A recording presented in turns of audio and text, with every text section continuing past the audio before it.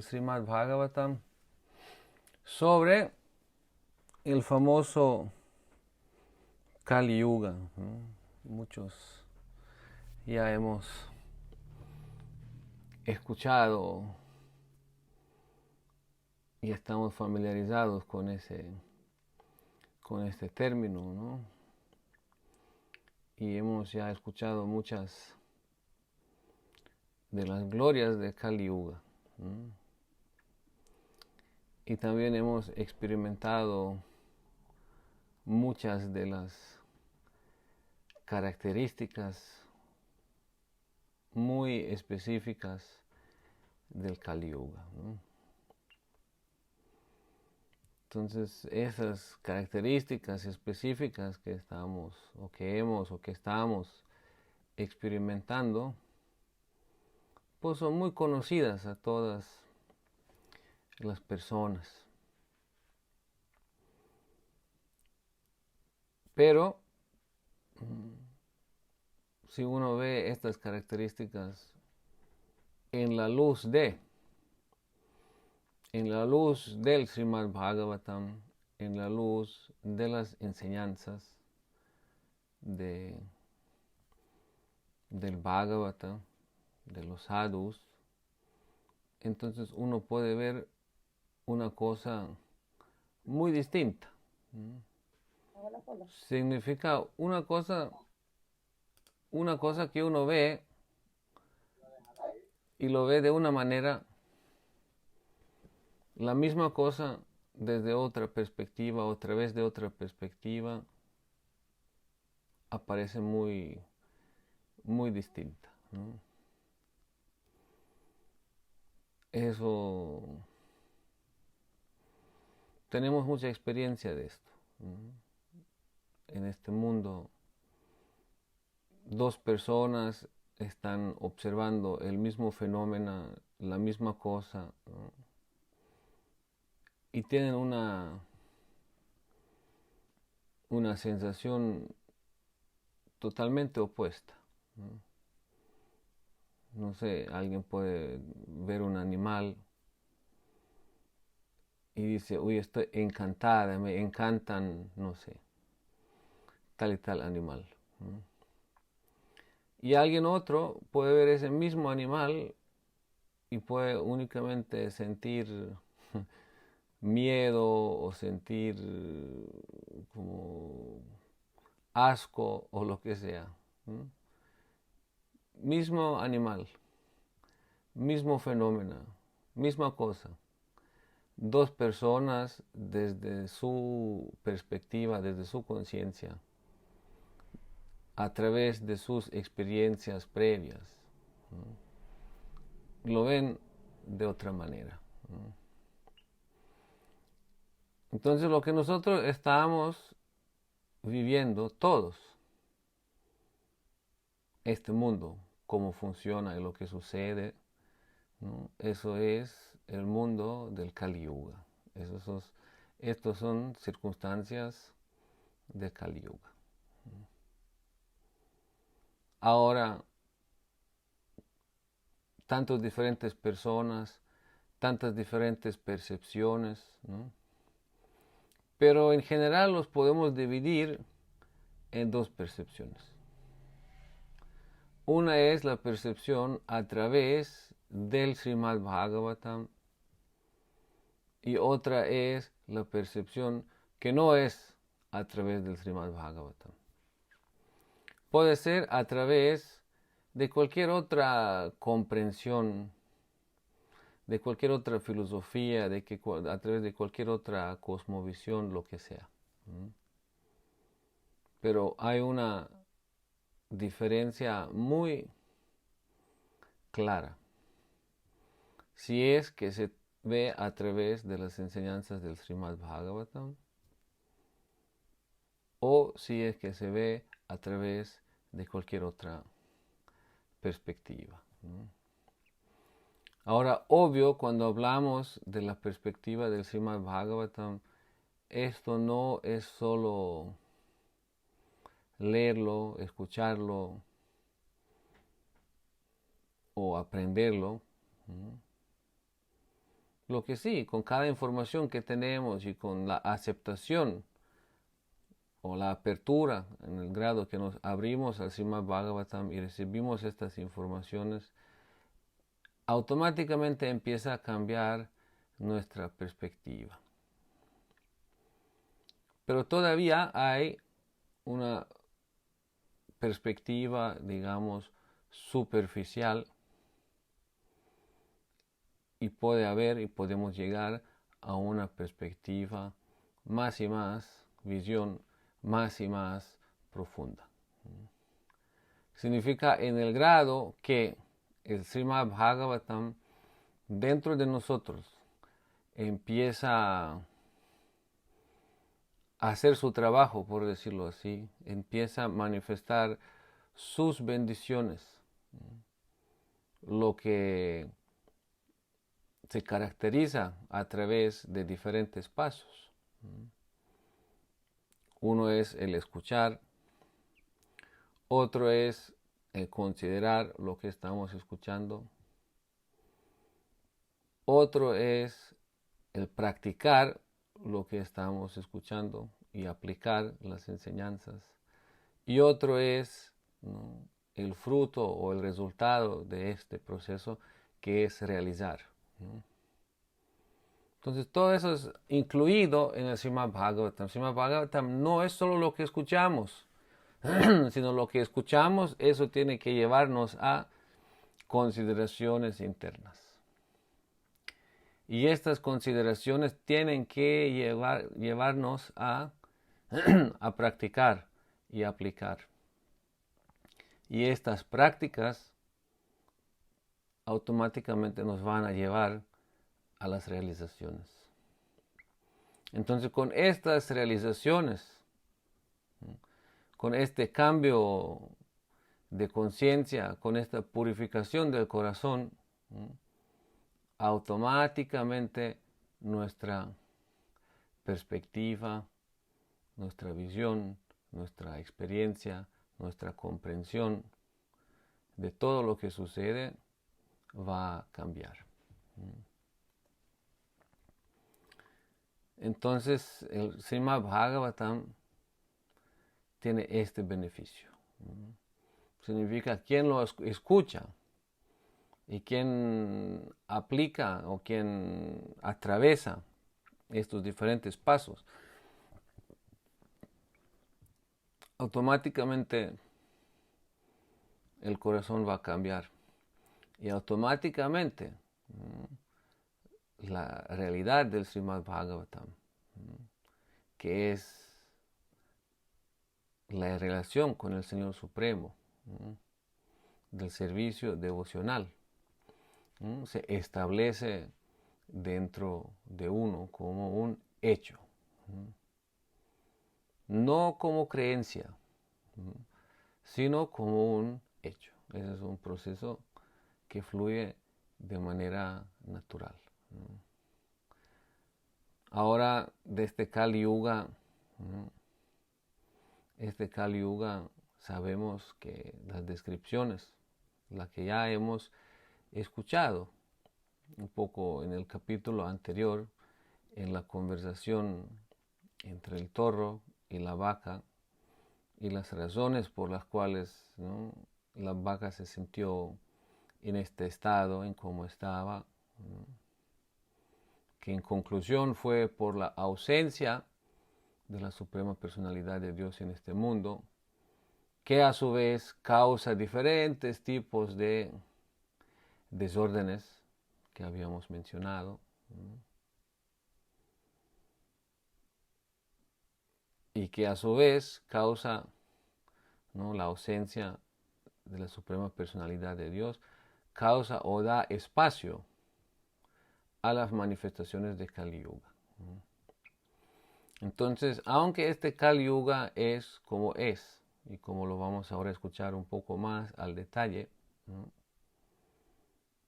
al mismo tiempo, siendo aún así una situación muy desfavorable materialmente, ¿no?, este mismo Kali Yuga se vuelve muy auspicioso, Muy auspicioso, ¿en qué sentido? En el sentido de que el Srimad Bhagavatam, como la manifestación de Krishna, que no es diferente de Krishna, aparece en este mundo.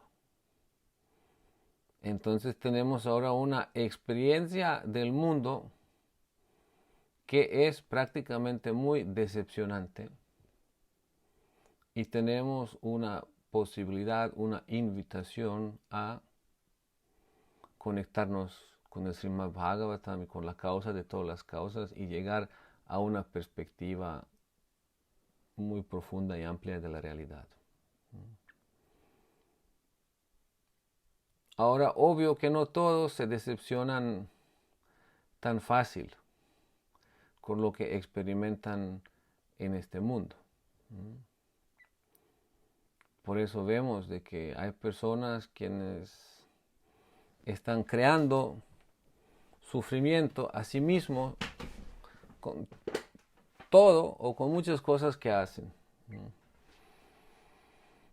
Sufrimiento a sí mismo, sufrimiento a los demás, ¿no? Y están sufriendo y se preguntan por qué sufren a veces, ¿no? A veces ni siquiera se preguntan por qué sufren. A veces buscan alternativas y maneras de superar este sufrimiento. Pero en general terminan una y otra vez repitiendo lo mismo. Significa si uno no va a las causas reales de ciertos tipos de experiencias en este mundo, si uno no llega a las causas reales y no hace cierto cambio consciente, si no llega a cambiar su conciencia al respecto y si no llega a cambiar su comportamiento al respecto, entonces inevitablemente los patrones se siempre van a repetir y uno va a quedar dentro de esta experiencia. Pero si uno llega a cuestionar y cambiar, entonces también se abre la puerta a una nueva perspectiva, a una nueva vida. Entonces, el Kali Yuga como tal da esta oportunidad.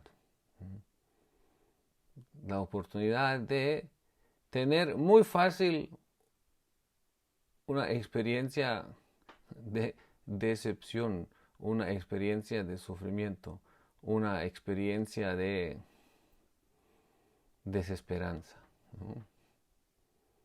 Y esto a la vez nos puede llevar a esta búsqueda, nos puede empujar, ¿no?, a la búsqueda de resolver este misterio de la vida y de resolver los problemas de la vida. Entonces es como al mismo tiempo un empuje y al mismo tiempo, ¿no?, esta oportunidad de poder conectarse con el Srimad Bhagavatam, que es la explicación, ¿no?, que se también considera como el fruto maduro de todo el conocimiento védico. Conocimiento védico significa el conocimiento a través del cual podemos conectarnos y entender las realidades. Y el fruto maduro significa podemos conectar y entenderlos y conectarnos al nivel más profundo, al nivel de, ¿no?, causa de todas las causas. Entonces eso es este beneficio. Significa el Srimad Bhagavatam aparece y el Kali Yuga nos ayuda de muy fácil decepcionarnos, muy fácil entender de que buscando hacia afuera, ¿no?, buscando dentro de lo común, dentro de lo que el mundo ofrece y hace y explica, no hay verdaderas soluciones. Y al mismo tiempo, el beneficio del Kali Yuga y la aparición de Sri Chaitanya Mahaprabhu, en donde él también da el Srimad Bhagavatam y al mismo tiempo también el proceso del Harinama Sankirtan. Entonces, esos son estos beneficios, ¿no? Ahora, sabemos pues cuando hay decepción, cuando hay dolor, cuando hay diferentes tipos de experiencias negativas, ¿no? Eso no siempre y no de una manera directa puede llevar a uno de querer resolverlos, como decimos. Algunos siguen repitiendo, ¿no? Algunos incluso por ciertas experiencias muy traumáticas, ¿no? Incluso pueden llegar a reprimir estas experiencias y pueden entrar en un estado, digamos, psicológicamente muy desequilibrado, desde el cual ni siquiera son capaces de conectarse de manera directa con el mensaje del Srimad Bhagavatam. Eso es algo muy común, ¿no? Y yo creo que eso es uno de los temas principales que muchos practicantes en este camino van a tener que ir revisando y enfrentando en el futuro próximo, ¿no? Significa de instrumentalizar el Srimad Bhagavatam y adaptar, ¿no? O consumir sus enseñanzas y todos los aspectos que vienen con estas enseñanzas, pero en función a, no de transformar el ego, sino en función a, ¿no? Adaptarse las cosas, ajustarse las cosas, acomodarse las ideas de tal manera para igual poder seguir, ¿no? Con ciertos tipos de deficiencias, ciertos tipos de apegos mundanos, etc., ¿no?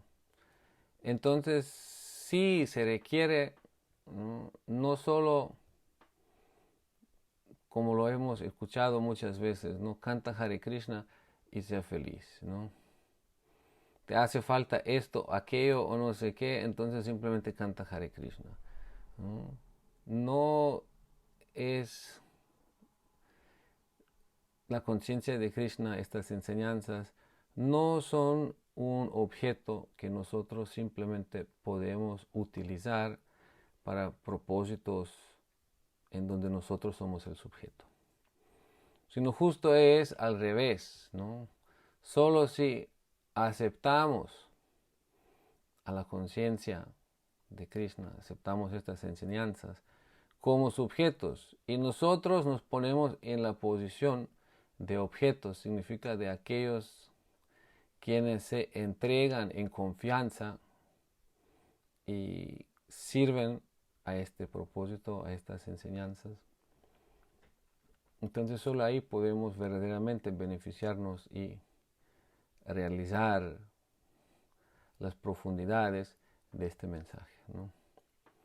Entonces no es cuestión solo de tómalo, ¿no? Consúmalo, ¿no? Aplícalo, ¿no? Sino es cuestión de hacerlo de manera adecuada, ¿no? Y manera adecuada significa, ¿no? De que en este proceso necesitamos guía apropiada, guía que nos va a proteger para que no suceda esto, ¿no? Para que no invertimos estas posiciones, ¿no? Y permitimos que nosotros quedemos en la posición del sujeto quien utiliza al conocimiento como un objeto, sino que siempre mantengamos este conocimiento como el sujeto y nosotros en la posición del objeto aprendemos a acercarnos y realizar estas prácticas, ¿no? Ese es un punto muy central y muy clave, ¿no? Entonces no es solo leerlo, no es solo simplemente escucharlo, sino es, ¿no?, estudiarlo con calma, con atención, con guía entre devotos, con comprensión adecuada, y todo transformando en práctica real y práctica apropiada. Así, en este sentido, estamos leyendo del Srimad Bhagavatam de la manera como Srila Prabhupada lo tradujo, como lo enseñó, con el propósito de obtener el beneficio real espiritual que el Srimad Bhagavatam trae. Y ahora en este capítulo que sigue, ¿no?, que se llama Castigo y Recompensa de Kali,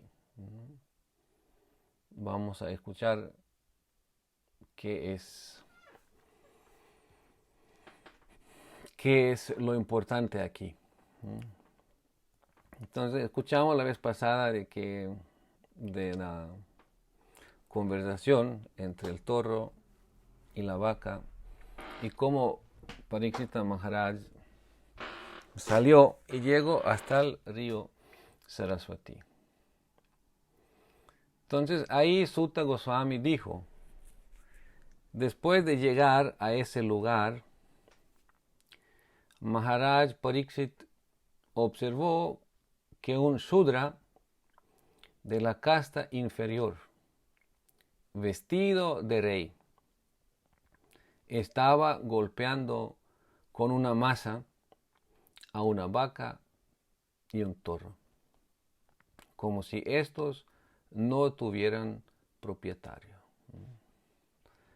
Entonces, ahí después de que se me Bhagavatam narra la conversación entre el toro y la vaca, ahora Parikshita Maharaj llega a este lugar, en las orillas del río Saraswati, y ve esta escena, en donde un Shudra significa una persona de cualidades inferiores, de casta inferior, vestido de rey, estaba golpeando con una masa una vaca, la vaca y el toro. Entonces aquí vemos, ¿no?, dice casta inferior. Eso es desde la perspectiva de las sensibilidades, ciertas sensibilidades, ¿no?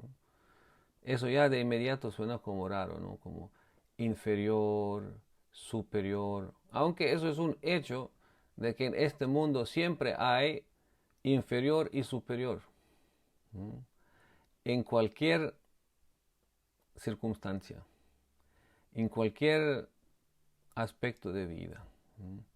Significa hay mayor y menor, más años, menos años. Hay alguien con más éxito de cierta forma y alguien otro con menos éxito. Hay alguien con más experiencia y alguien con menos experiencia. Alguien con más poder y alguien con menos poder. Eso, hecho, esa constelación de poder, de la potencia o de alguien quien ejecuta o manifiesta o tiene ciertas capacidades, y alguien quien es deficiente, sobre quien se ejecutan siempre ciertos poderes, quien es instrumentalizado por ciertas causas, etc. Eso siempre existe en el mundo. Pero hay un discurso en donde, y eso suena muy atractivo, ¿no?, más que todo cuando se considera esto de que hay mucho abuso, cuando se considera de que hay mucho mal uso de poder, de posición, de conocimiento, etc., ¿no? Entonces esta ola, este movimiento, esta intención, ¿no?, de contrarrestar esto hablando de que todos somos iguales, ¿no? Significa de enfatizar cierta igualdad, ¿no? Eso es algo socialmente muy apropiado, ¿no? Pero al mismo tiempo, o apropiado o entendible desde la perspectiva de las experiencias en donde hay cierto tipo de abuso, cierto tipo de prioridades o preferencias o cierto tipo de monopolios, así, ¿no? Pero como decimos, ¿no?, llegar a una posición de la verdadera igualdad, ¿no?, no es una cuestión solo de hablarlo, no es una cuestión solo de desearlo, ¿no?, ni tampoco es una cuestión de hacerlo de manera artificial, porque igualdad en este mundo, ¿no?, de esta manera no existe, como decimos. En ciertas relaciones puede haber, en ciertos entornos, etcétera, ¿no? Pero en términos muy generales, eso no existe.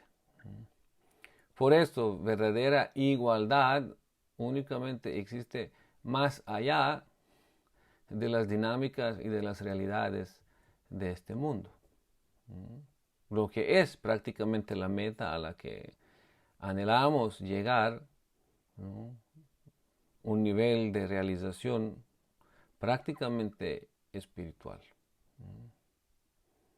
Porque únicamente desde la perspectiva o desde el nivel de la comprensión espiritual, en donde todos somos almas y en donde todos somos sirvientes del Supremo, ¿no?, ahí es el nivel en donde hay igualdad.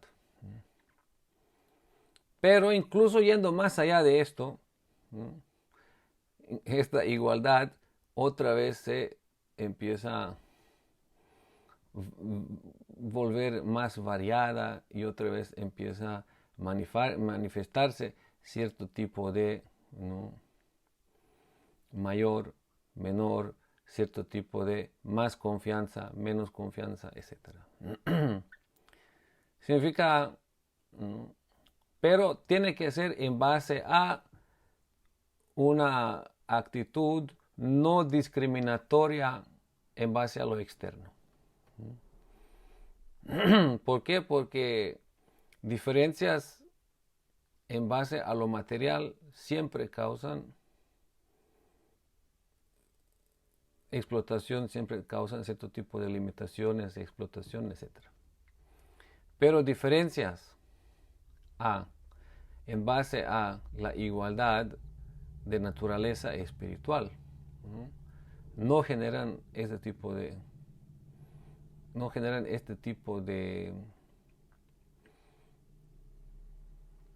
explotación o este tipo de experiencias, sino a lo contrario, ¿no?, sirven para a cada quien nutrirse y desarrollarse más espiritualmente, ¿no?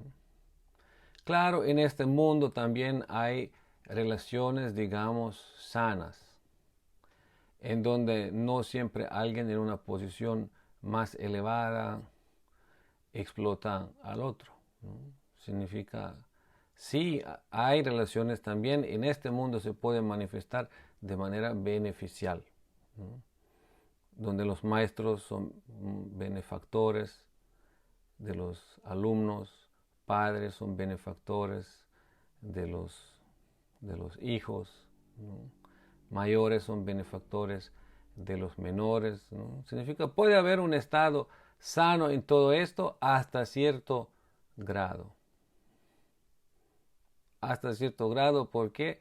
Porque en el concepto material de la vida hay ciertos errores inherentes que simplemente no se pueden superar, sino desde una perspectiva de la conciencia espiritual. Y estos son, ¿no?, cosas como posesión, ¿no?, de posesión, cosas de Una otra forma de posesión también, apego, que se manifiesta entre padres y los hijos, por ejemplo, ¿no? Sobreprotección, etcétera, ¿no? Significa, hay protección, pero hay sobreprotección, ¿no? Hay cuidado, pero hay sobrecuidado.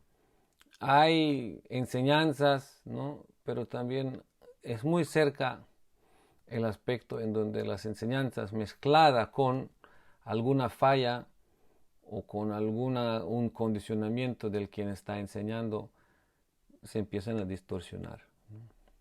Por eso ciertas fallas, ciertos errores, ciertas deficiencias son siempre inherentes en cualquier tipo de relación material, en cualquier tipo de constelación material.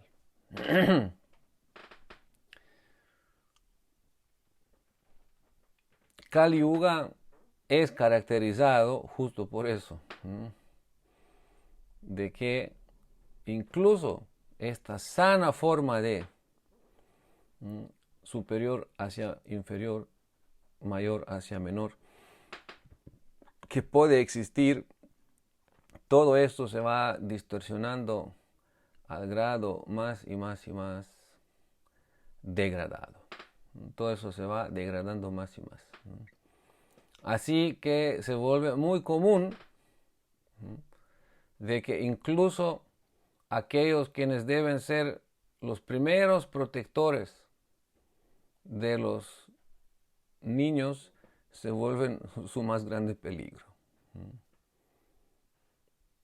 Es una cosa muy común en este mundo. Y en particular, el lugar del refugio, primer refugio de un niño, de un bebé, es la madre. Pero hoy vimos, y justo ahora eso, no sé quién sigue lo que pasa en el mundo, pero eso ya es como la gran noticia ahora, que en Estados Unidos unos jueces retiraron eso de que el aborto sea legal. Entonces es un gran evento ahora con protestas, con todo, ¿no? En donde se pide el derecho de poder, ¿no?, terminar o abortar, ¿no?, el proceso del embarazo, ¿no?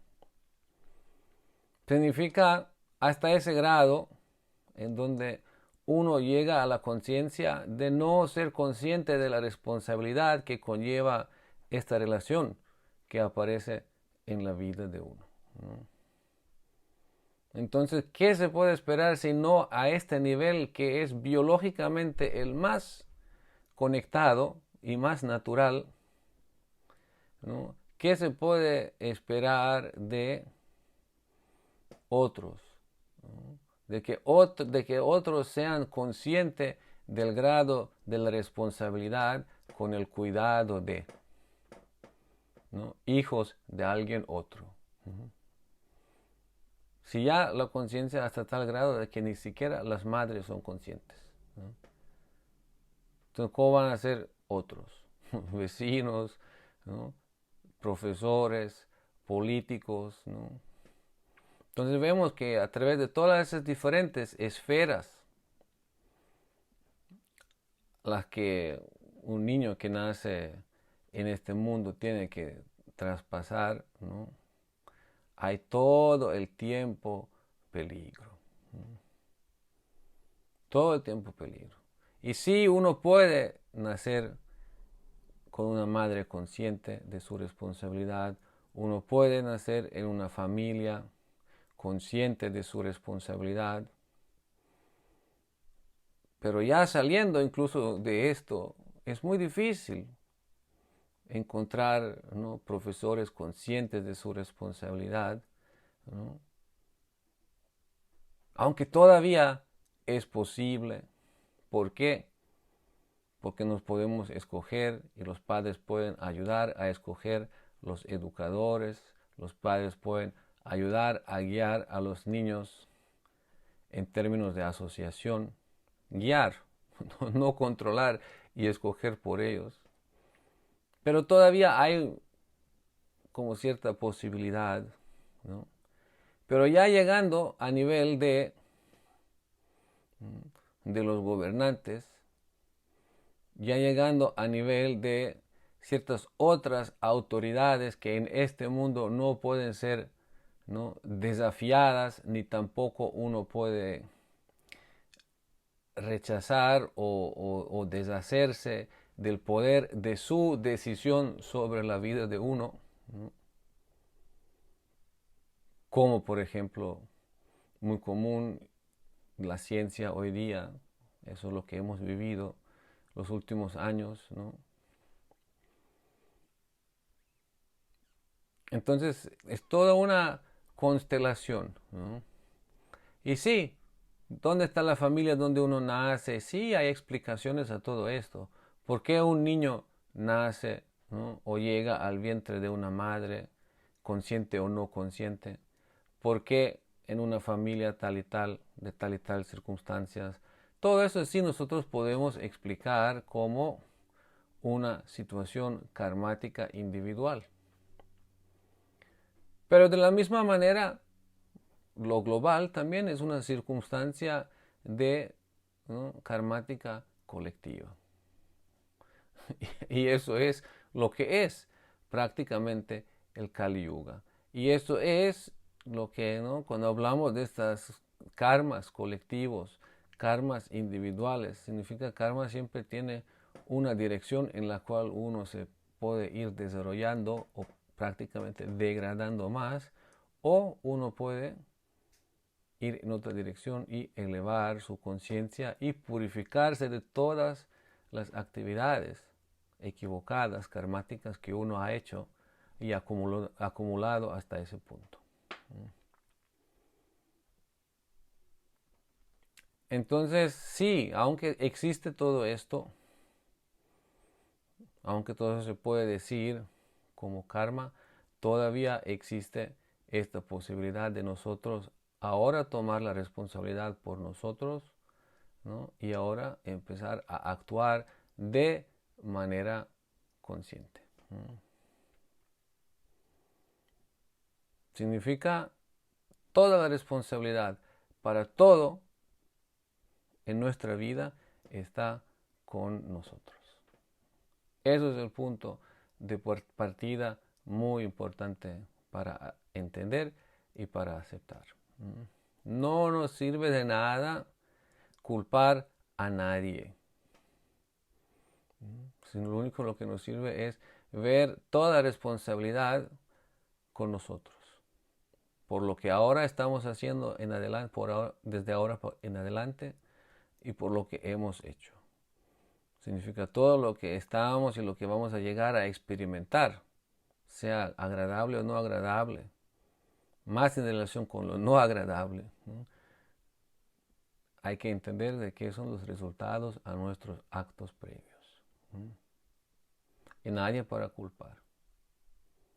Y ahora, ¿no?, desde ahora en adelante, todo lo que hacemos pues está con la opción de tomar en cuenta las consideraciones y las enseñanzas de Guru, Sastra y Sadhu, o no tomarlos en cuenta y dejarnos de llevar por lo que podemos decir nuestro criterio, nuestra idea, ¿no?, prácticamente por nuestras mentes.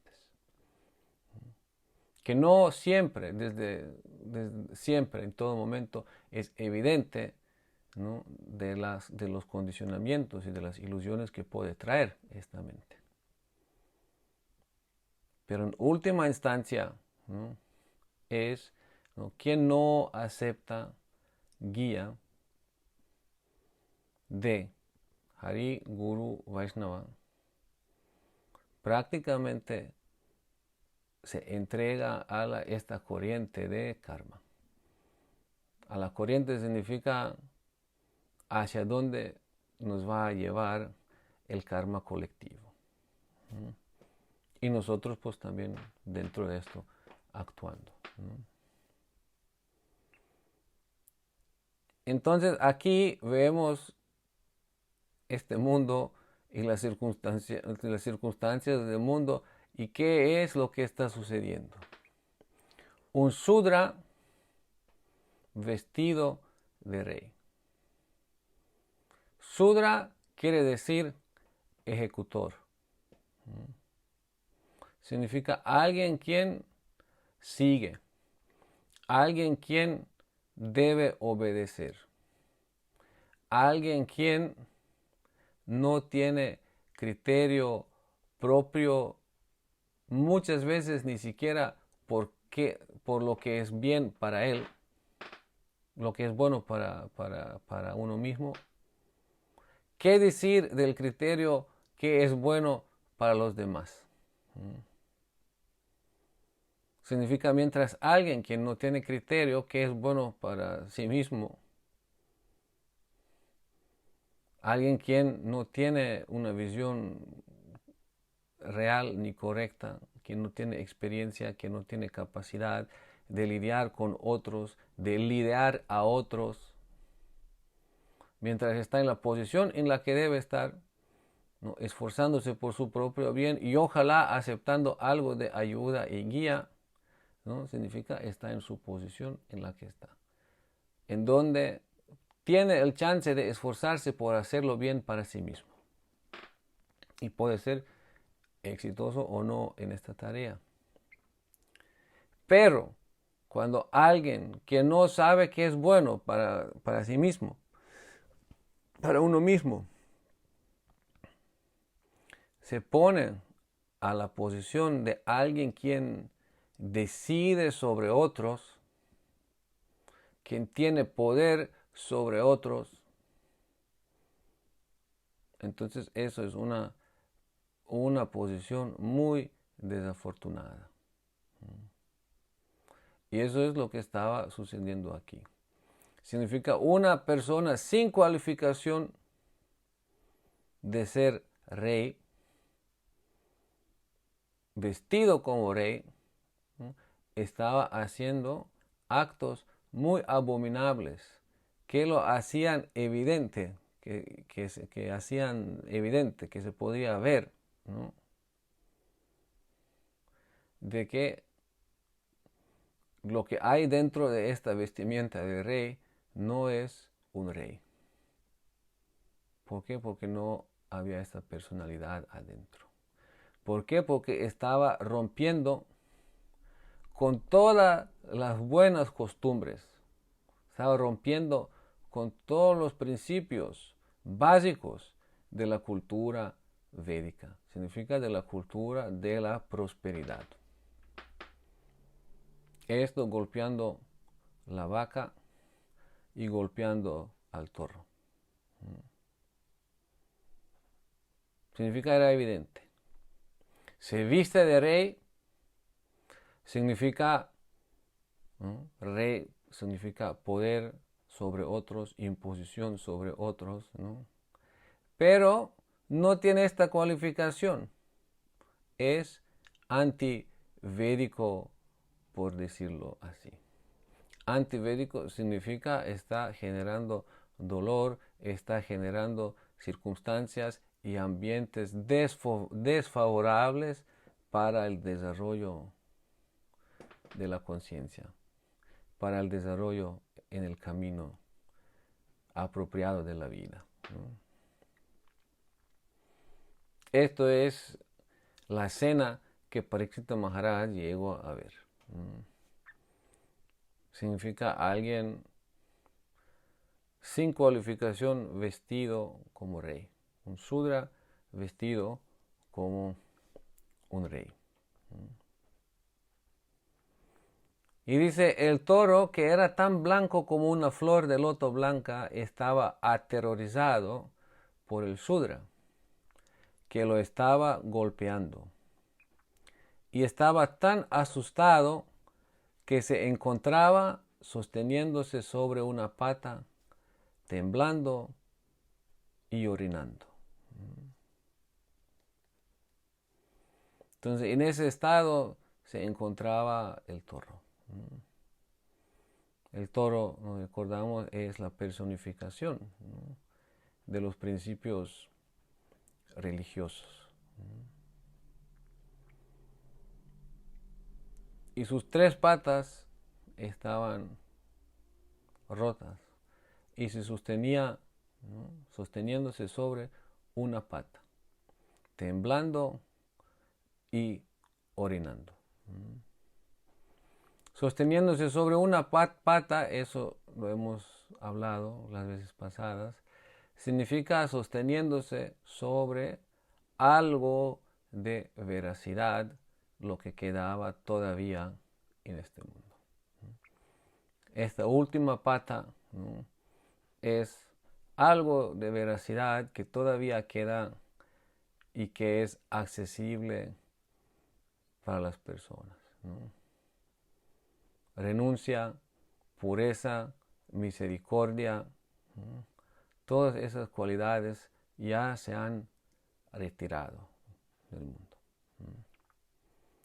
Y temblando y orinando significa, ¿no?, de que no había manera de oponerse a Kali. Significa cuando un animal se siente herido, se siente, ¿cómo se dice?, limitado o en peligro, se defiende.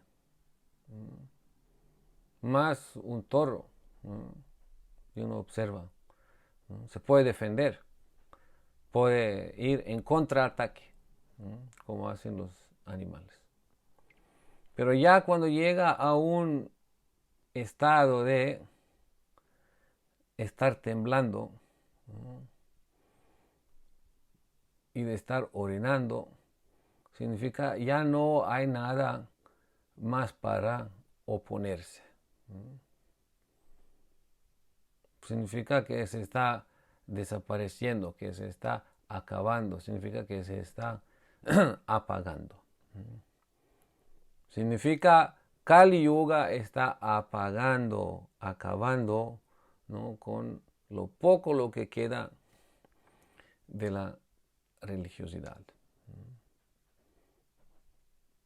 Religiosidad como el pilar, como el sustento de la conciencia de la sociedad, de la cultura humana.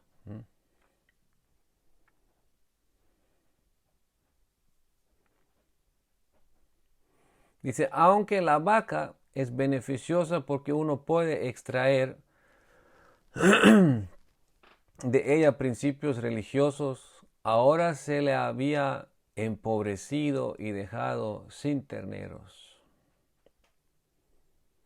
Sus patas estaban siendo golpeadas por un sudra, tenía lágrimas en los ojos y estaba acongojada y débil. Ella anhelaba tener un poco de pasto del campo. Entonces la vaca también, desde ella se pueden extraer principios religiosos, ¿no? Significa, ¿no?, sabemos, en el proceso védico de la leche, de la ghee, ¿no? Ghee se ocupa en el proceso religioso de los sacrificios, ¿no? Una otra forma de la madre, ¿no?, que es también la tierra, ¿no? De la tierra se extraen, ¿no?, los granos, que también son parte del sacrificio, ¿no? Entonces todo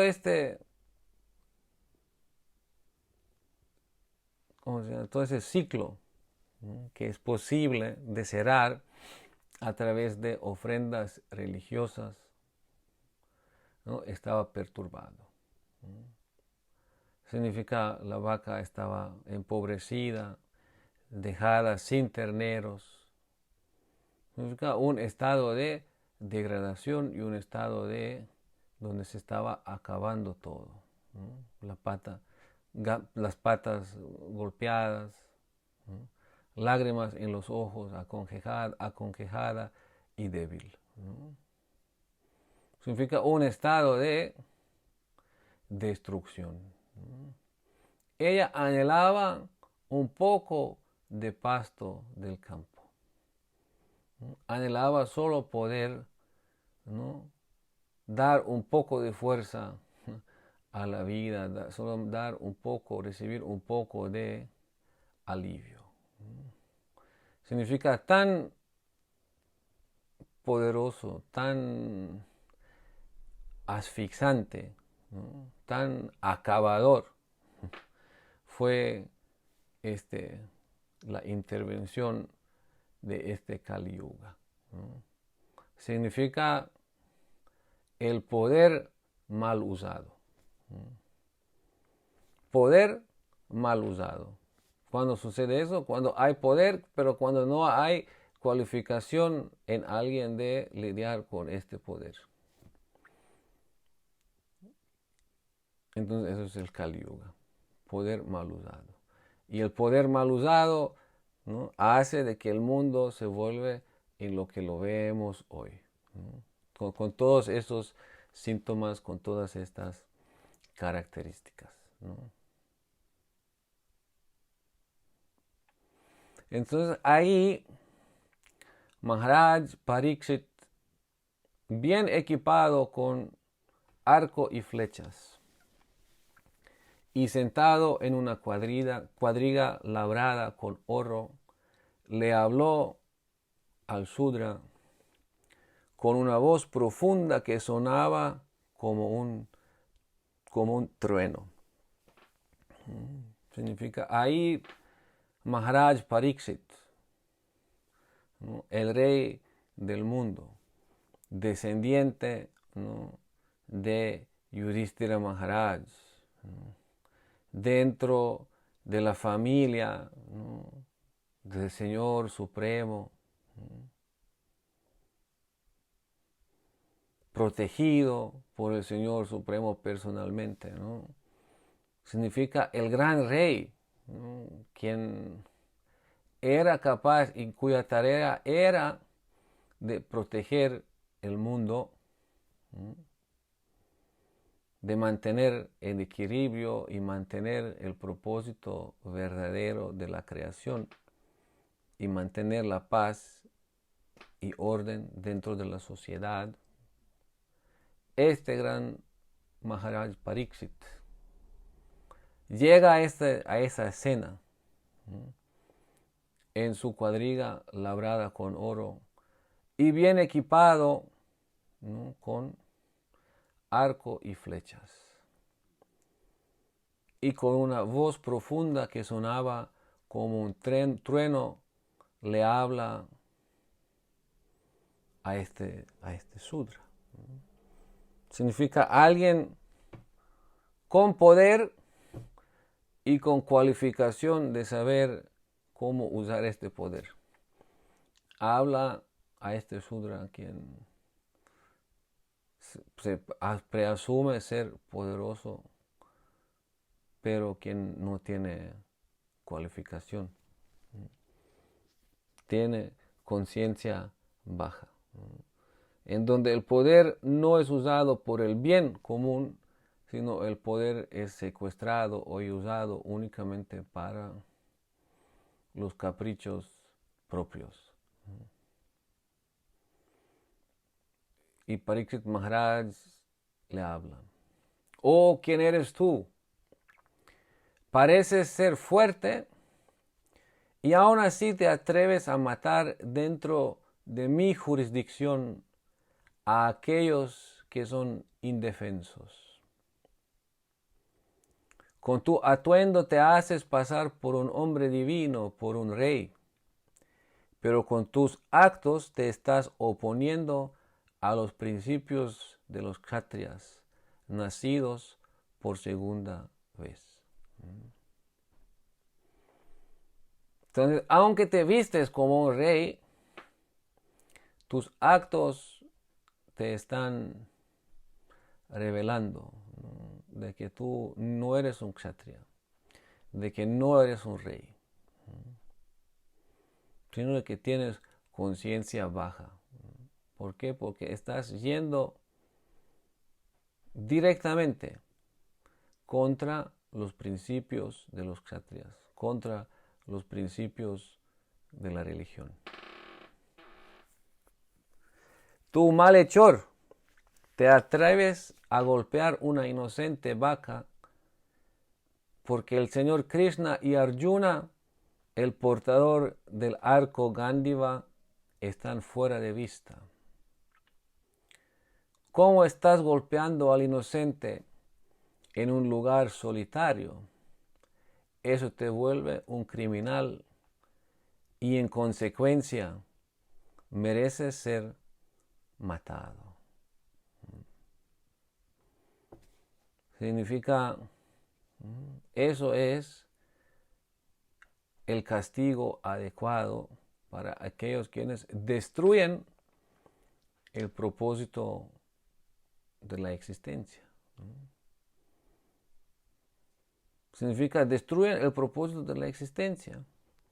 Están en contra de la vida. Están en contra del propósito de la existencia. Entonces dice, tú debes ser matado, castigado de esta manera. Significa alguien que no respeta la vida, quien daña la vida a todos los demás, no respeta la vida, dice, merece un castigo también de esta forma. Claro, eso es también otro tema, ¿no?, en donde se puede crear mucha polémica, ¿no?, desde las sensibilidades de la vida de hoy, como mencionamos hoy, ¿no?, el aborto, ¿no?, pena de muerte, tantas otras cosas, ¿no?, igualdad, etcétera, ¿no? Eso hoy se hace mucho debate, mucha polémica posible, ¿no? Pero aquí estamos hablando desde una perspectiva metafísica.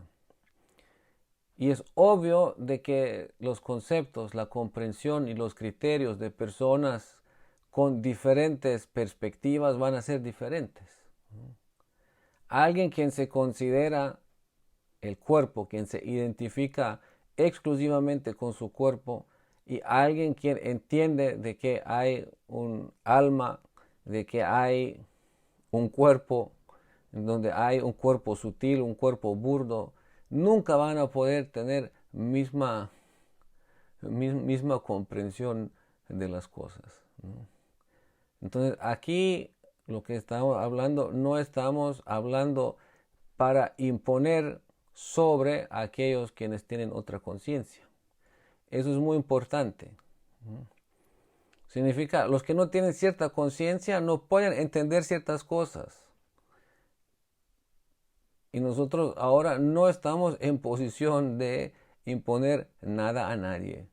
Lo que estamos hablando y explicando aquí es para aquellos quienes tienen la capacidad o están en otra conciencia y capaz de razonar y comprender esas realidades.